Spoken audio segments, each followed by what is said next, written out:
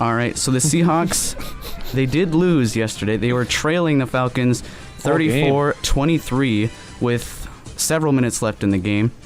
Seattle drove down the field and scored a much-needed touchdown and the 2-point conversion to close the gap to 3 points. Atlanta had the ball deep in their own territory, tried to run out the clock. Seahawks came up with a clutch sack on third down, forced Atlanta to punt the ball with just under 2 minutes to go. Seattle drove down the field just enough to set up a Blair Walsh field goal attempt from 52 yards. Walsh's kick was right down the middle, but felt less than a yard short of the goalpost. Tough deal. What did you guys think watching this game? Christian, take it away. You want me to have it? Yeah. All right. There's a lot that I thought of the game. What stuck out? Thank you, DJ. What stuck out the most was I think. Stuck. The defense. They played well, and you're gonna be like, Christian, they gave up 34 points. You're dumb. No, I'm not. First of all, technically they only gave up 27 because one of those was a sack. Right. To a touchdown. They had a couple of turnovers. Seahawks turned the ball over a couple times early. Not Seahawks, Russell Wilson. Look at that. He's going to place the blame right on one guy. The quarterback, not one team, one guy. over there. Russell Wilson turned the ball over a couple of times. And that led to some easy points for the Atlanta Falcons. And with the defense as banged up as it was, for them to keep the Seahawks in the game against an offense that hasn't been what they have been in the past, but are still incredibly dangerous with Matt Ryan and Julio Jones and all the other weapons that Matt Ryan has to throw to. I believe they held Matt Ryan to under 200 yards passing. It was a good performance with a not great outcome for the Seahawks defense. That stood out to me the most, and then a couple other things. But DJ, I'll let you go. I liked what the defense did. It wasn't as bad as we all could have assumed without Richard Sherman and Cam Chancellor and guys like that. No, I couldn't agree with you more. He did only have 195 passing yards. So, dang. And we did only hold him to 27 points because of that, sack that turned into a touchdown. Right. Well, and really 20, because another one of those was the Russell Wilson interception, which put Atlanta at the 10-yard line? That's true. There you go. 20 points against that. Come on. That's a good performance, defense. Seahawks lost, but hey, good job. Good job, guys. I mean, I was overall happy with the game. Christian's laughing in here. I'm dying at myself. Right? Yeah, good job, Seahawks. I was happy with the game. I mean, not happy with the outcome. Whoops. Yeah. The outcome, but this is how the games are going to be from here on out. No game is going to be easy, with the exception of maybe the 49ers, because they are just too bad right now. Did you see the locker room after they celebrated their first win? I know this is off topic. Christian's going to kill me for this, but no, I did say that. It was funny. They acted like they won the Super Bowl. Right? Oh yeah, it was great. There was people throwing water everywhere. So when you're celebrating one win, you're not very good. So, but getting back to this game, I wasn't able to watch it because I was out helping the world get better by delivering pizza. Yeah. But I was listening to it on the radio, and something Steve Rabel just kept saying. The Falcons were 6 for 8 on third downs, and we had 2 pass interference calls. Both were close to 40 yards, I believe. What Pete Carroll said, and he said that's just like a big bomb thrown on him. So even without those plays, you're probably looking at less points. And this has been a trend. I know Seth has been big on this. It's been penalties after penalties after penalties, week in and week out. And I'm to the point now where it's becoming a trend, and it's not a good trend, and it's putting us in bad situations, and we're paying for it in the win-loss column. And I was going to bring that up, DJ, mostly because, again, they had 9 penalties for 106 yards. Yeah. But when the defense got that sack and forced Atlanta to punt, there was a holding on the punt return, which backed the Seahawks up 10 yards. You think about 10 yards, Blair Walsh's kick was a half a yard short. There you go. Now you're thinking, Seth. That's good stuff right there. Yeah. Potentially, that one penalty cost you the game. Mm-hmm. Yeah. No, that is 100% true. Hey, if you're listening to us, give us a call. Give us your thoughts on the Seahawks game last night. They lost 34-31 to the Atlanta Falcons. Call us 253-535-7332. Once again, our phone number is 253-535-7332. You mentioned Blair Walsh and a field goal. At the end of the first half, the Seahawks had a chance to get 3 points. Oh, my goodness. And DJ's already groaning because he knows what I'm talking about. For whatever reason, the Seahawks chose to run a fake field goal play that was When the defense was on the field. demolished by the Atlanta Falcons. I mean, they had that thing snuffed out. Do you guys have a problem with that fake field goal try? Yes, I do, because that cost you 3 points. It didn't- And the defense is on the field. If you are a professional football player and you cannot realize that the defense is on the field, audible out, you have your kicking team on there, audible out and just kick the dang field goal, and then now we're looking at a tie game going into those last couple Yep. minutes. Well, it just didn't make sense. It was like a short yardage pass play that they ran too. Were they really expecting Luke Wilson to break that for a touchdown? Yeah, Because and- if not, why are you running that play? I know this feeling all too well because at PLU we kind of struggled with our field goals this year, and there was games where we had a couple points left on the board that would have put us in a better position late in the game, and that is just all a feeling that is just all too familiar for me. I gotta interrupt this because we do have a caller. If you listen to Laser regularly, you recognize this voice. This is Heine. What's from up, baby? AT&T Sports. Heine, what's up, guys? wants to talk about Russell Wilson. Heine, what do you want to say, man? All right, so I know everyone's talking about the MVP, Carson Wentz, and how he's going to write him off for MVP, but as I was watching the game last night, I'm pretty sure Russell Wilson's their leading rusher, the team's leading rusher. Yeah, 82 yards yeah. last night. He has a bunch of injuries on his team on defense and offensively, and he keeps them around. I was looking at fantasy football. He's the number one quarterback in fantasy.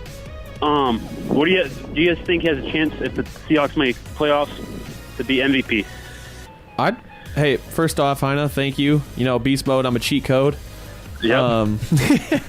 That's a little saying me and Heine had throughout the season. But anyways, I totally think he has the case to be MVP. If you take Russell Wilson off of the Seahawks and put Austin Davis in there, like just your average Joe quarterback, the Seahawks are not going to do what they have been doing because Russell Wilson is able to make plays on the fly with his legs and his arm.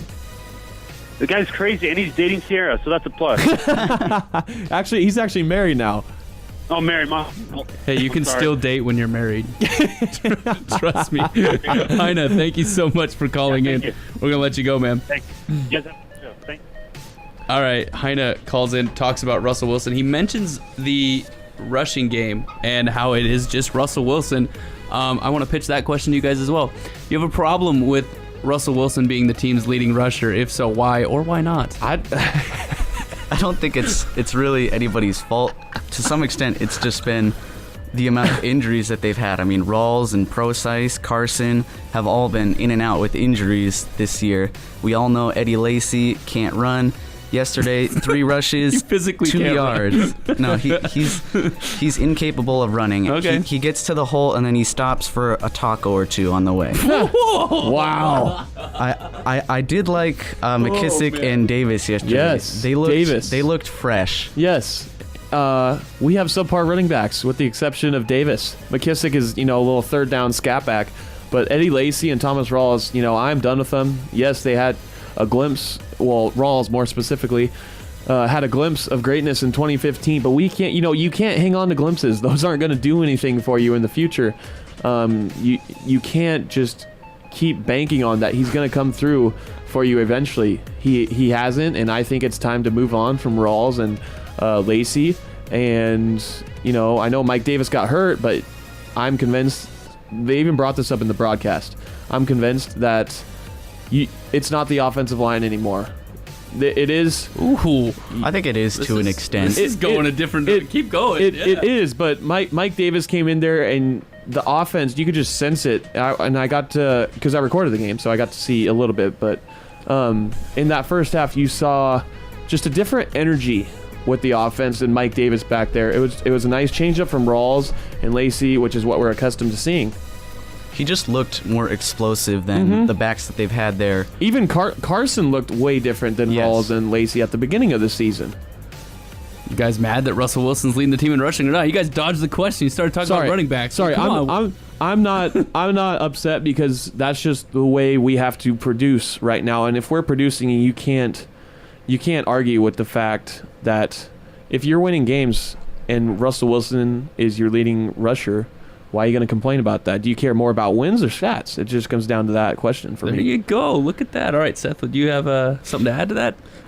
Yeah, I'd agree with you, DJ. As long as they're getting yards on the ground, I don't really care who it is. Yeah. Throw a guy out there, even if it's Eddie Lacy. I mean, that's not going to happen, but if it were to happen... He's busy at the taco truck. Yeah, exactly. You guys are too much right now. Regardless of who you send out there, I don't care as long as we're getting 3 or 4 yards every play. Yeah. You nervous Russell Wilson's going to get hurt running the ball? Yeah. I mean, that Come on. What? No. There was one hit he took that was like, oh, that probably didn't feel nice. All the rest of them, dude, slid down safe every single time.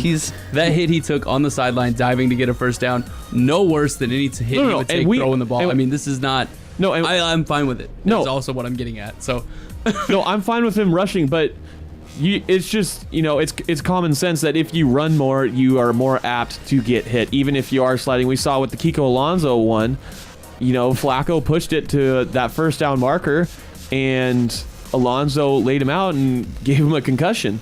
So you're just more apt to get hit when you're outside the pocket. You're not a defenseless. You're not a quarterback anymore. You become a running back pretty much at that point. Again, we are recapping last night's football game between the Seahawks and the Atlanta Falcons.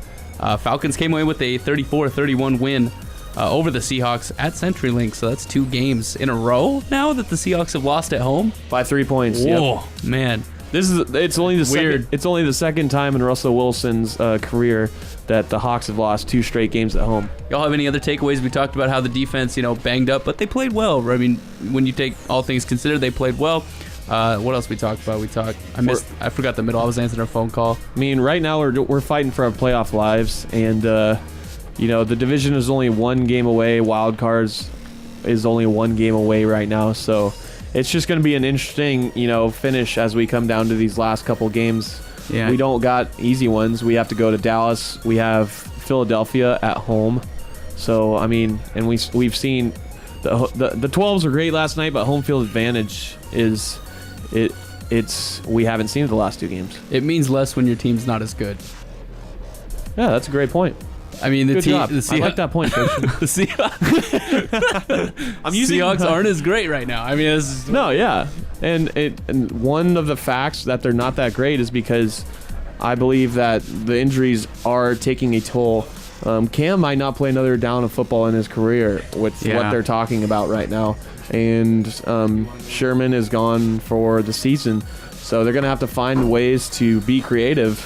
That's my word for this season is creative winning, creative ways to win. We got someone who may be a little creative right now on the line. This is Jonah from off campus. Hey, Jonah. Jonah, what do you have to say about the Seahawks performance last night?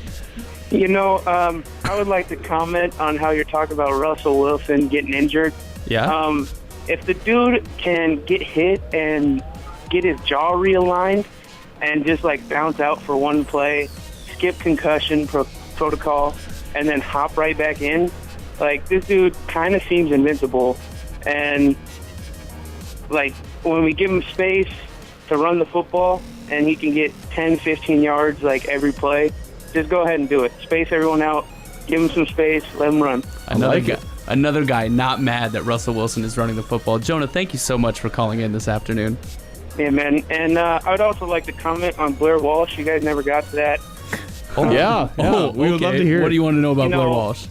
He missed a 52-yarder, and, that is a bomb. It is a bomb, really. And they let go of Steven Hauschka, and I looked up his stats today, and Steven Hauschka is 11 for 12 on field goals over 50 yards.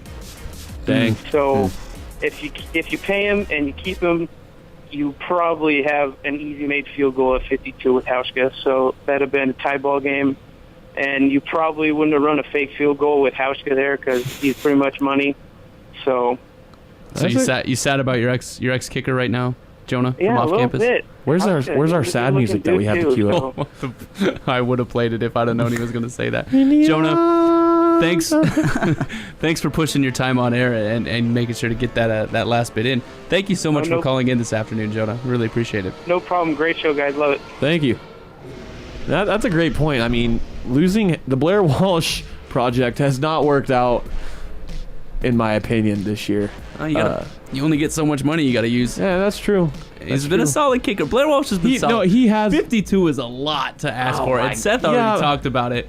Seth, you talked about that last punt. The holding on the punt moved the team 10 yards backwards before starting the game. I mean, putting 2 and 2 together like Seth did right there was just excellent. Excellent work from Seth. You know, you get to start 10 yards closer. Does he make a 42-yarder? Yes. Probably. He probably hits that 42-yarder. Heck, put Vizcaino out there. I want to see what Vizcaino is. Open up the competition. Yeah, exactly. I'm all for competition. It pushes people, man. Oh, what a time we've had here today.